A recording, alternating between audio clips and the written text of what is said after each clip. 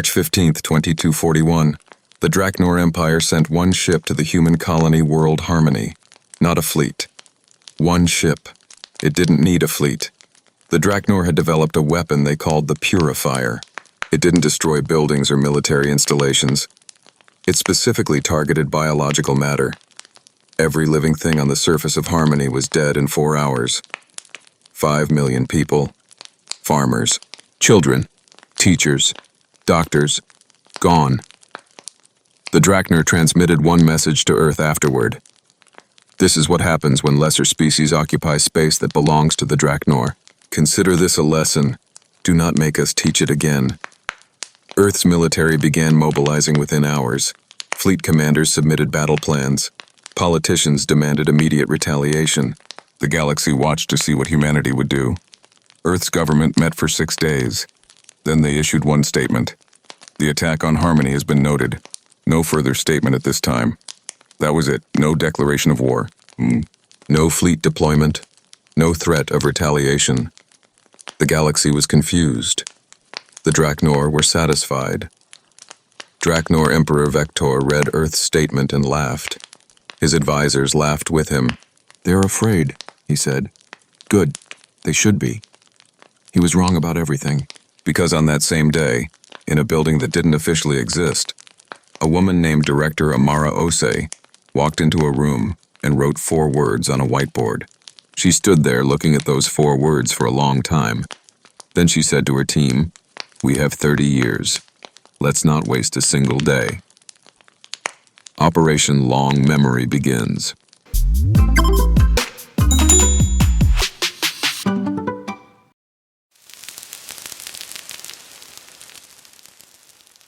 The Draknor Empire had been expanding for 200 years before they destroyed Harmony. They were powerful. Not the most technologically advanced species in the galaxy.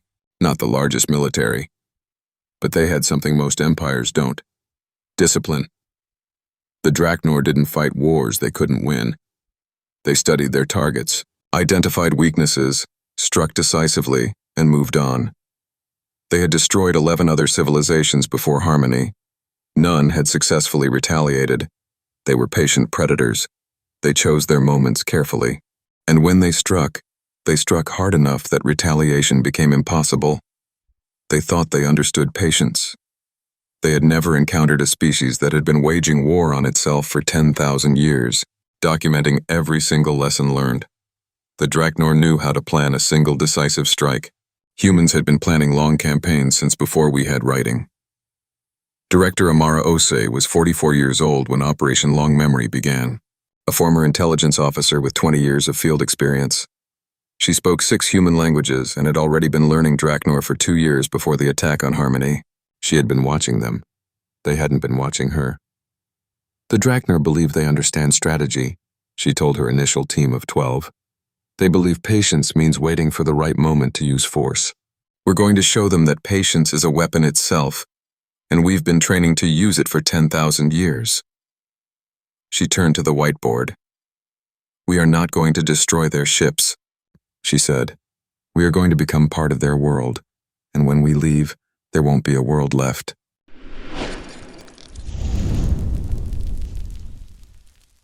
Building the foundation.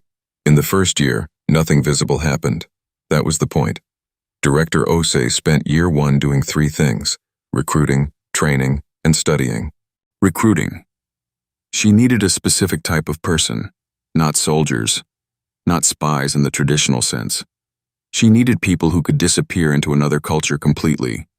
She needed linguists, actors, scientists, engineers, and most importantly, people with the psychological capacity to live a lie for decades without breaking. She reviewed 40,000 candidates. She selected 200. Training.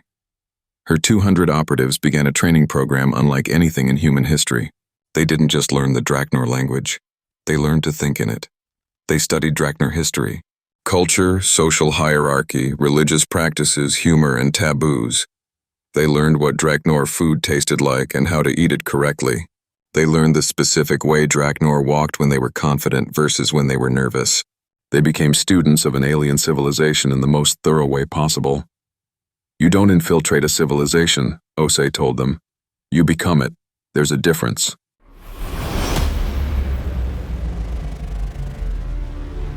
By year 3, 20 operatives were ready for insertion. The Draknor humans looked different enough that visual disguise was impossible without significant biological modification. What Ose had developed instead was something more elegant, humans operating through proxies. The Draknor Empire contained dozens of subject species the Draknor had conquered but not destroyed. These species were permitted limited roles in Draknor society as long as they remained compliant. Human operatives identified the most discontented of these subject species, not to recruit them as rebels. That would be detected immediately. Instead, humans offered something else, a path to freedom in exchange for a very specific service. You don't need to do anything dangerous, the first operative explained to a Draknor subject species contact named Vel. You just need to let us use your faces. Holographic and biochemical disguise technology had advanced significantly in the years before Harmony.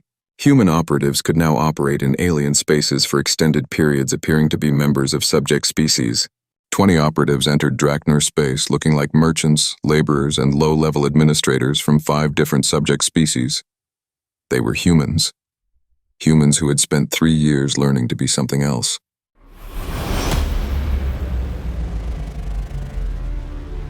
By year 5, Ose's team had something no one outside the Draknor Empire had ever possessed.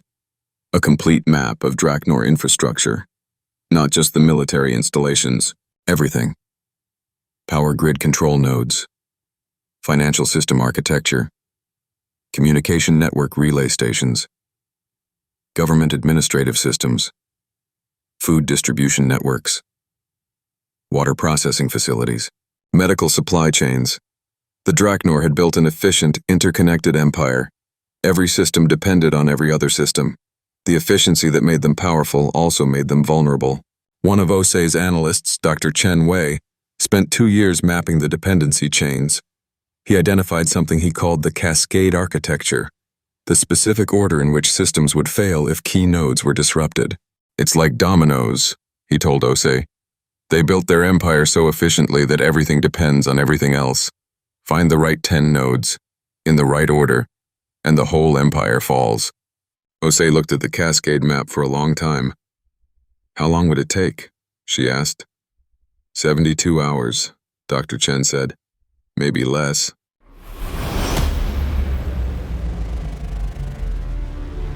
By year 7, Ose was ready to begin the most ambitious part of Operation Long Memory, placing permanent sleeper agents inside the Draknor system itself.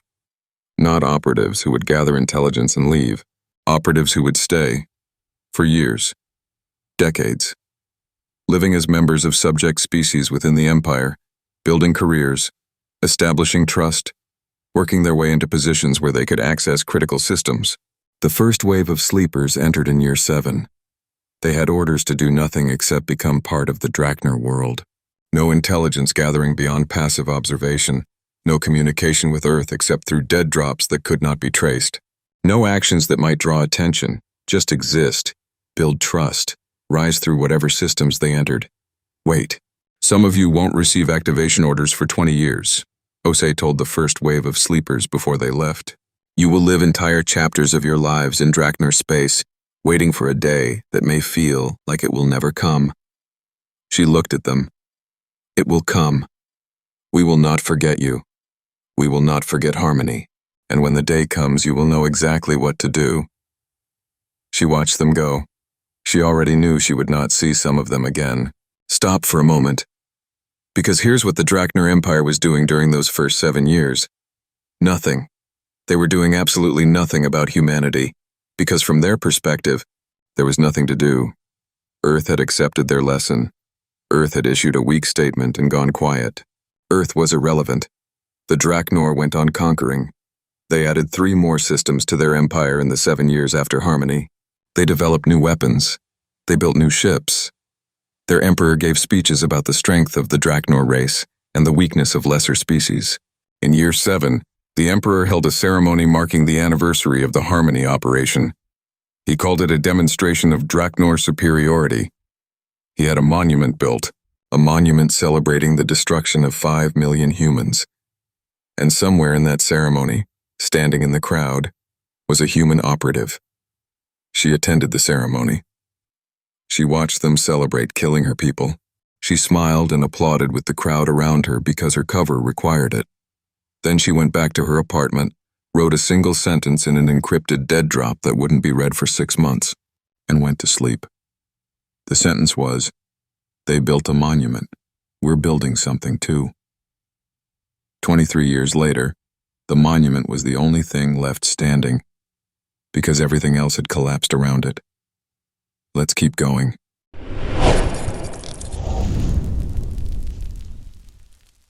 Year 8, the second generation. By year 8, Osei was 52. She had been running Operation Long Memory for 8 years with no visible result, and with the constant risk that at any moment a single operative's cover being blown could expose the entire program. There was pressure from above. Not to stop the operation. It had been authorized at the highest level of Earth's government. But there were questions. 8 years, 200 operatives, enormous resources. And what did Earth have to show for it? Osei's answer was always the same. Ask me in 22 years. In year 8, she did something that surprised her oversight committee. She began training a second generation of operatives, not for insertion yet, for education. These people will be in their 20s when the operation activates, and she told the committee. They will have grown up learning Draknor culture, the way children learn things, deeply, naturally, without the conscious effort that adult learning requires. She paused. The first generation are very good. The second generation will be better. They won't think in Draknor. They will think as Draknor. Year 12, the rise of the sleepers. By year 12, the year 7 sleepers had been embedded in the Draknor system for 5 years, and they were succeeding. Operative Stone had worked their way into the administrative staff of a major Draknor power distribution center. Operative River had established themselves as a trusted technical specialist in the Draknor communication relay network. Operative Memory had become the personal aide to a mid-level Draknor government official with access to financial systems. Operative Patience, the agent who had attended the Harmony Anniversary ceremony, had risen to become a supervisor in the Draknor Civil Administration Office that oversaw subject species labor allocation across 3 systems. None of them had done anything. They hadn't planted devices. They hadn't stolen secrets. They hadn't made contact with each other. They had simply become part of the system they were one day going to destroy.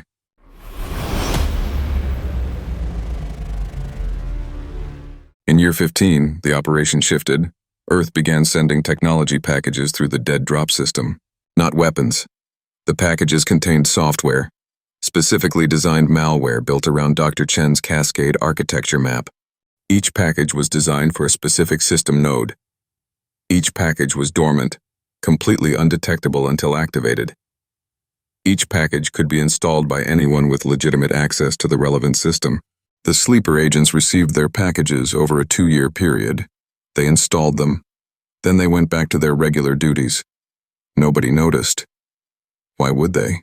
The agents installing the packages had legitimate access.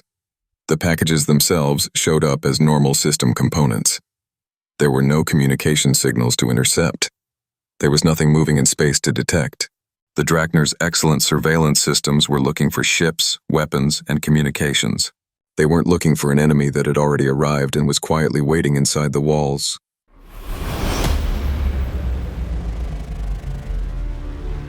Director Amara Osei was 62 years old in year 18, and she was dying. Cancer, treatable in most cases, not in hers. The specific strain she had developed was rare, aggressive, and had already spread by the time it was detected. She had 12 years of operation left to run, and she would not live to see it. She worked until she couldn't. She spent her final months doing 2 things, training her successor and writing a document she called the memory file. The memory file was not a tactical document. It was a personal one. It contained the names and cover identities of every operative still in the field. It contained what she knew about each of them as people, their habits, their fears, their motivations, their breaking points. It contained her assessment of each sleeper's psychological state based on the minimal contact she maintained. And it contained, for each operative, a personal letter, something from her directly. Not orders, not mission parameters. Just, I know where you are. I know what you're doing. I know what it costs. It matters. You matter. We haven't forgotten Harmony. We haven't forgotten you. These letters would be delivered on activation day, 30 years after Harmony, 12 years after her death. Her last official action was appointing Deputy Director Marcus Webb as her successor. Her second-to-last official action was writing him a letter, too. It said, "You'll want to accelerate. Don't. Trust the plan. Trust the people. The patience is the weapon." She died on a Tuesday. The operation continued without her, because that was the plan, yay.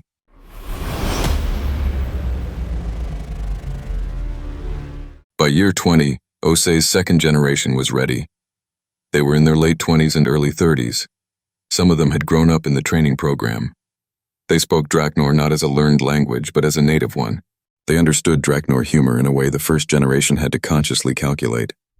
They moved differently, thought differently, even dreamed in Draknor patterns. They inserted primarily into new target areas: the Draknor military's technical support divisions, the engineering corps that maintained infrastructure, and most importantly, the personal staff networks of high-ranking Draknor officials. By year 20, Operation Long Memory had 340 active operatives in Draknor space, all of them waiting, all of them ready.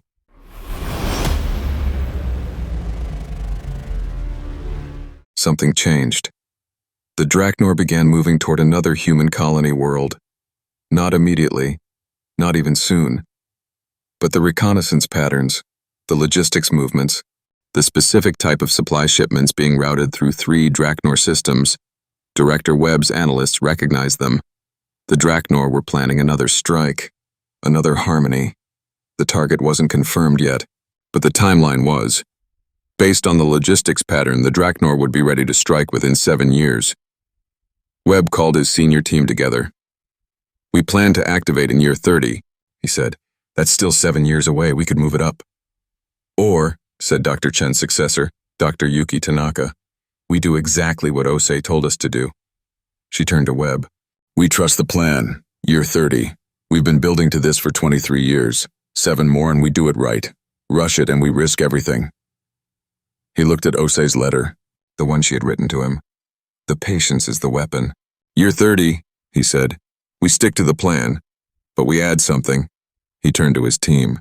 "Find that second target. Find it and protect it. I want to know where those Draknor ships are going, and I want to make sure they never get there." What followed was Operation Shield, a covert disruption campaign that spent 4 years subtly sabotaging the Draknor logistics chain supporting the planned second strike. Not destroying anything, just delaying, misrouting supply shipments, generating false readings in reconnaissance data. The second strike never launched. The Draknor never knew why their carefully planned operation kept running into problems. They never connected it to the colony world they had destroyed 23 years earlier. That was a mistake.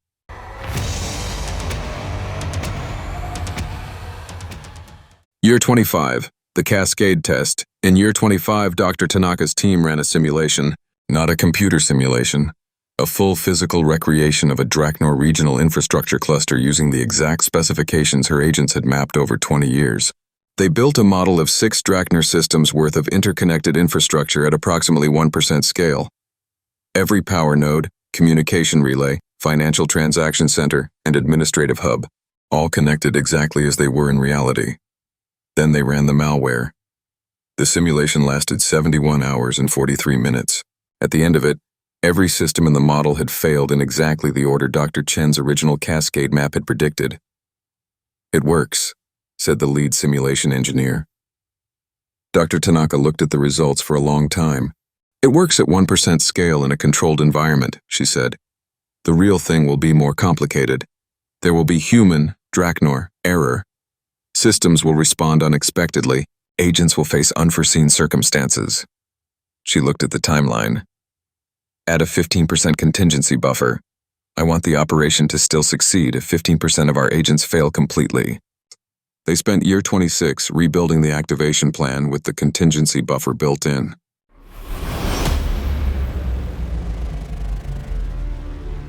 In year 28, 2 years before activation, Director Webb authorized the delivery of Osei's personal letters to the field operatives, not through normal channels, through the dead drop system she had built. Each letter encrypted, each delivery timed to reach the operative at a specific moment. Operative Patience, the agent who had attended the monument ceremony, received her letter while eating lunch in a Draknor administrative building cafeteria. She read it in a bathroom stall. Her cover name, her Draknor-assigned identity, had been the name she answered to for 21 years. Osei's letter to her said, "You have been standing in their world for longer than most humans could survive it. You saw their monument. You applauded with them while carrying something they will never understand. The knowledge that we are still here, still planning, still patient. 28 years ago, you chose to do the hardest thing any person can do for the people they love. You chose to wait when every instinct said act. In 2 years, you will not have to wait anymore. Everything you sacrificed, everything you carried, everything you endured in those 28 years will matter. Harmony will be answered, not with rage, with precision. You are the answer. I am sorry I will not be there to see it. I am proud of you anyway. Amara." She read it 3 times. Then she burned it. Then she went back to her desk and kept working. 2 more years.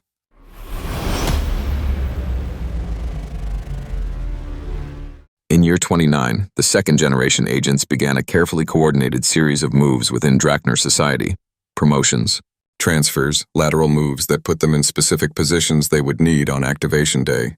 Operative Dawn, second generation, completed a transfer to the main technical staff of the Draknor Empire's primary communication relay hub.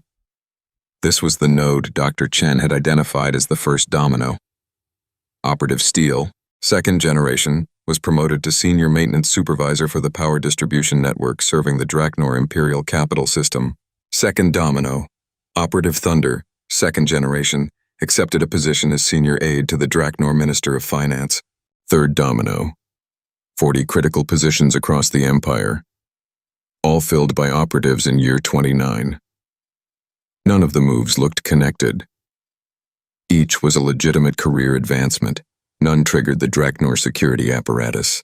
On the last day of year 29, Director Webb looked at the complete operations board. 340 operatives, all in position, all with their packages installed, all with their activation codes ready. He looked at it for a long time. Then he wrote a message that would go out the next morning. It was 12 words. "Tomorrow, all units activate on schedule. Long memory is now complete. Webb." Then he went home to sleep. He didn't sleep.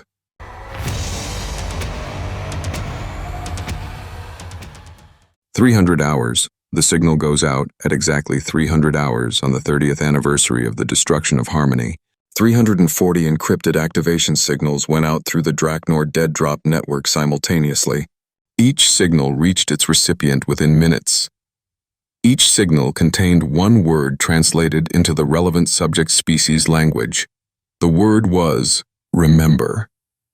Across the Draknor Empire, in 30 different systems, operatives woke up, read the word, and began working.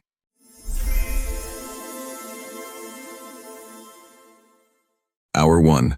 The communication network falls operative. Dawn accessed the primary communication relay hub's core routing system at 0347. She had legitimate administrator access. She used it to install the final activation key for the malware package that had been dormant in that system for 15 years. The malware didn't destroy anything immediately. It did something subtler. It began routing all Draknor military and government communications through a single processing node, a bottleneck that would cause massive delays, but would look like ordinary network congestion. By 0500, Draknor military commanders across the Empire were experiencing significant communication delays. Not complete blackout, just slowness. The kind of slowness that was annoying but not yet alarming. By 0630, the slowness had become something worse. The routing was creating false echoes in the communication system. Messages were being confirmed as delivered that hadn't arrived. Messages were arriving that appeared to have been sent hours earlier. The Draknor communication network wasn't down. It was lying. By 0800, the Draknor military's ability to coordinate across systems had been reduced to approximately 30% effectiveness. They still didn't know why.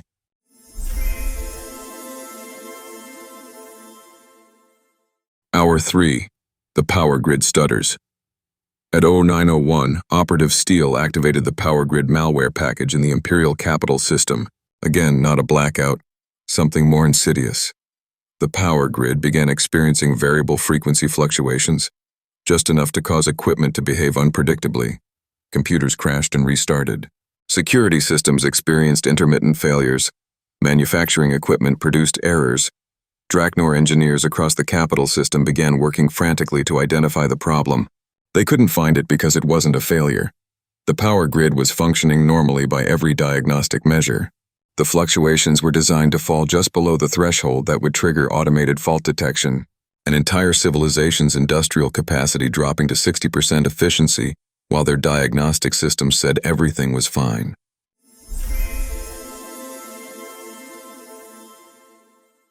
Hour 6. The financial system freezes. Operative Thunder activated the financial system malware at 1200 exactly. The Draknor financial system froze. Not crashed. Froze. Every transaction across the Empire was placed in a processing queue that would never complete. The financial records showed all accounts as active and valid. The transaction processing showed all payments as pending. No money moved. Nothing was deleted. Nothing was destroyed. The Empire's entire economy simply stopped. A Draknor merchant tried to pay for a shipment of supplies and couldn't. A Draknor military commander tried to process payroll for his troops and couldn't. A Draknor noble tried to access their personal accounts and received a transaction pending message. The frozen financial system sent one additional effect cascading through the Empire. When the military tried to emergency fund crisis response operations, the funds couldn't move. The Draknor Emperor could order a response. He could not pay for it.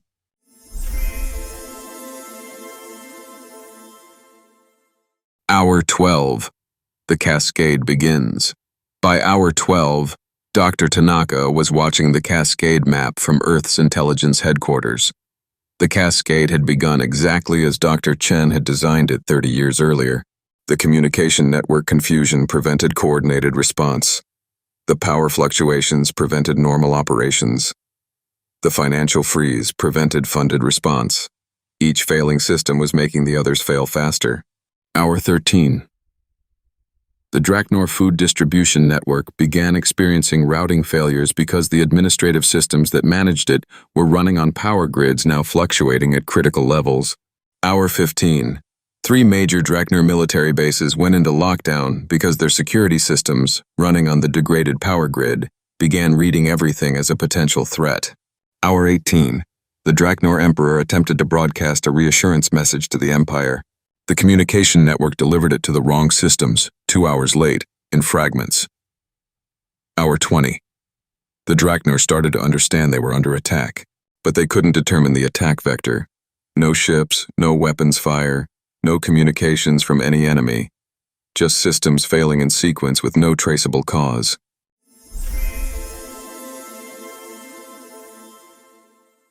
Hour 24. The critical choice.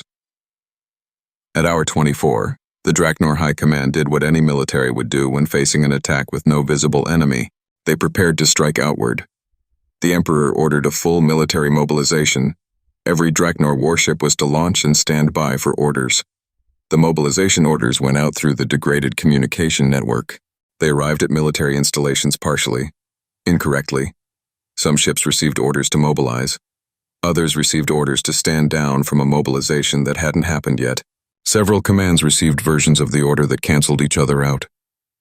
Of the Draknor Empire's 2,000 warships, approximately 600 successfully launched and formed up. The rest were either waiting for clarifying orders that would never clearly arrive or responding to contradictory orders that made launching impossible. The most powerful military force in the region of the galaxy was running at 30% capacity, and they still didn't know why. Hour 48. The Empire's last gamble. At hour 48, the Draknor Emperor made a decision. He didn't know who was attacking. He couldn't coordinate a defense. His economy was frozen and his military was fragmented, but he could still see Earth on his charts. "It's the humans," he said. "It has to be the humans. Launch everything we have at Earth. If we're going to fall, we make them fall with us." The orders went out through the communication network. Some ships received them correctly. Most received them in fragments, out of sequence, or not at all. Director Webb watched the response from Earth's headquarters. Fewer than 200 Draknor ships had correctly received and were responding to the launch orders. Earth's defense fleet of 400 ships, at full readiness and full communication capability, was more than capable of handling them. The 200 Draknor ships that reached Earth's space were met, disabled without destruction, and their crews taken prisoner. The other 1,800 Draknor warships were still waiting for orders that would never coherently arrive.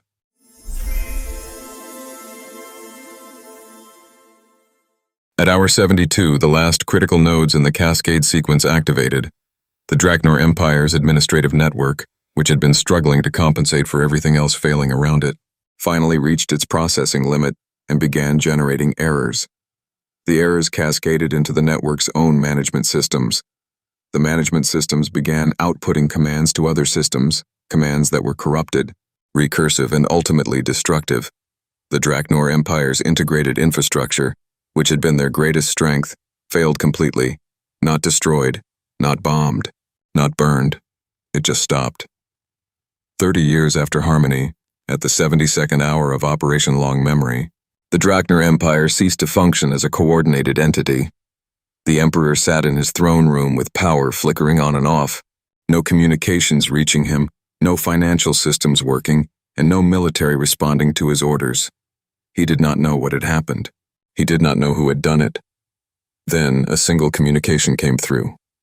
The only clear, uncorrupted communication that had reached the Draknor Emperor in 72 hours. It said, 30 years ago, you destroyed a world and called it a lesson. This is ours. What you have just experienced is not a weapon. It is a memory. Harmony has been answered. Every system that has failed was failed by someone who had been living in your empire, learning your language, earning your trust, and waiting, patiently, for 30 years. You studied strategy. We studied patience. There is a difference. The Draknor Empire can be rebuilt. The infrastructure can be restored. We have not destroyed your civilization. We have demonstrated that we could have. This is humanity's guarantee. We will not forget this day either.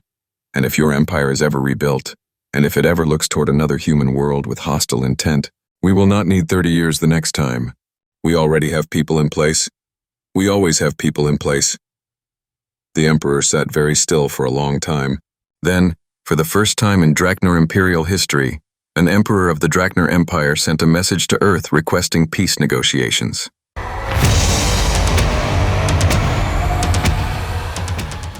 The aftermath. The peace negotiations lasted 8 months. The Draknor agreed to terms that would have been unthinkable 30 years earlier. Full reparations for the destruction of Harmony. Not just financial. The Draknor were required to provide labor, materials, and technical assistance to rebuild a new colony on Harmony's sister world. Recognition of all human and allied species' territorial claims. Mandatory intelligence sharing about their remaining weapon systems. And most significantly, permanent human diplomatic presence on the Draknor homeworld. A presence that, as every Draknor official privately understood, was not just diplomatic. The Draknor accepted all terms. Because the Emperor's message had made one thing clear, refusing was not a viable option. Not because Earth would destroy them, because Earth was already inside them, and Earth remembered everything. The operatives come home. Over the following 2 years, the operatives of long memory came home, not all of them. Some had died. Some had formed lives in the Draknor system that they chose to continue in the new diplomatic reality. Operative Patience was 58 years old when she landed on Earth. She had spent 30 years living under a cover identity in Draknor space. She had watched the anniversary monument go up. She had attended the ceremony. She had applauded. She had waited. When she stepped off the transport, the first person she saw was Director Webb. He handed her something, a letter. Osei's letter, the physical copy preserved for 12 years after the director's death. She read it standing right there. She didn't cry. She had cried everything she had in 30 years in the field. She folded the letter carefully and put it in her jacket pocket. She knew, Patience said. She always knew, Webb replied. The monument. The Draknor monument celebrating the destruction of Harmony was the last thing to fail, because it wasn't connected to anything. It was just stone and metal. It didn't need power or communication or financial systems. It stood amid the ruins of a collapsed empire like exactly what it was. The thing that started 30 years of quiet, patient, relentless human response. As part of the peace negotiations, Earth requested that the monument be left standing. The Draknor were confused by this. Earth explained, "We want it there. We want it there to remind you of what your empire did, and we want it there to remind you of what happened next." The monument still stands today. Around it, the empire that built it has been rebuilt into something different. Smaller, more careful, under constant diplomatic presence. And if you visit the base of the monument, you'll find something that wasn't there before.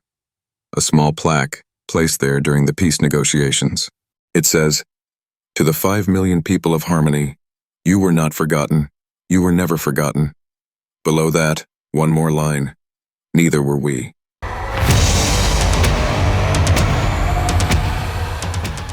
The destruction of Harmony killed 5 million people.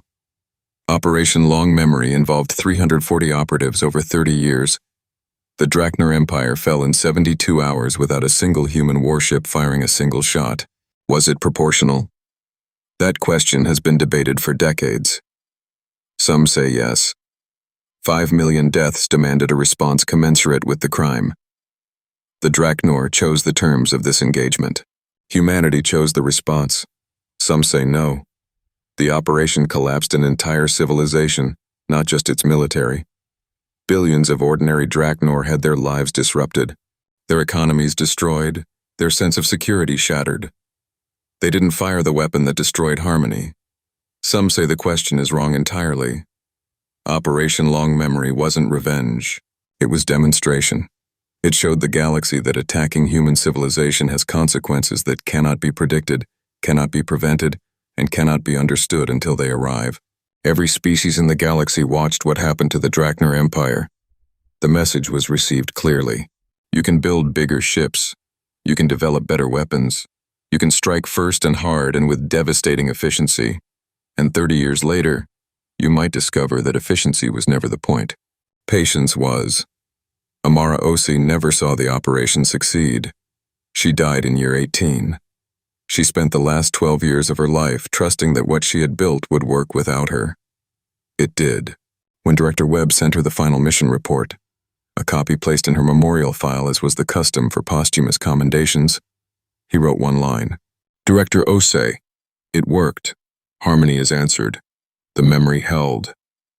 The Draknor Empire is still there. Smaller, watched, peaceful. They have not looked at a human world with hostile intent in 30 years.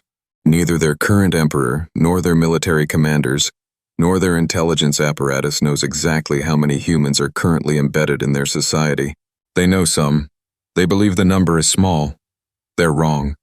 The galaxy learned something the day the Draknor Empire fell without a shot fired. You can defeat a human military. You might even destroy a human world. But you cannot win against a species that has been at war for 10,000 years and written down every single lesson. Because we don't just fight with ships and weapons. We fight with memory. And our memory is very, very long. Neither were we.